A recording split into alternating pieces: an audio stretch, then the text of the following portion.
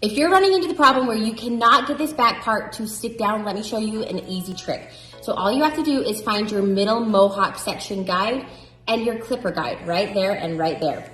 You're going to take vertical sections. See, there's my middle mohawk guide from the top. There's my clipper guide. All I have to do is cut the problem out. So you want to angle your fingers down. Then you're going to take another little section and you're going to do the same thing. You're going to find your guide and find your guide, and you're going to create a straight line. So a lot of times we don't need to deal with our problems. We just need to figure out a way that they won't be there anymore. So I'm going to cut it out right there and right there.